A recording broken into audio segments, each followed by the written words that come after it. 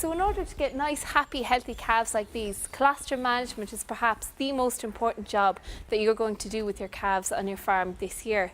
AHI have devised a very simple, easy to remember rule which will help keep your colostrum management in check, and that is colostrum 1, 2, 3. So colostrum 1 stands for the first milking.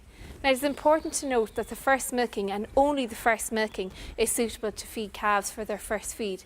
For example, if I demonstrate here, we have two milks. We have a colostrum and we have a transition milk. Transition milk is milkings 2 to 6 and colostrum is the first milk.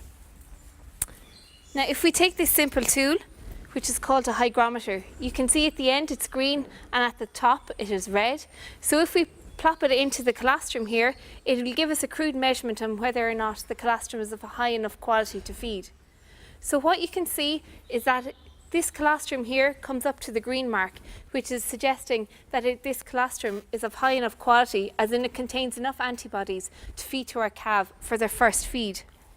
If we compare it to the transition milk, when we put the colostrometer into this, you can see it falls straight down and settles on the red part, indicating that this is not high enough quality to feed to calves as their first milk. It is extremely important to feed the calves colostrum because the calves, when they're in utero, there's no transfer of antibodies between the cow and calf. So the calf is born without any developed immune system. And it depends entirely on colostrum to develop its immune system. So we're saying just the first milking. 2 stands for 2 hours, which means that you should feed the calf colostrum within the first 2 hours of birth. This will ensure that maximum absorption of the antibodies takes place.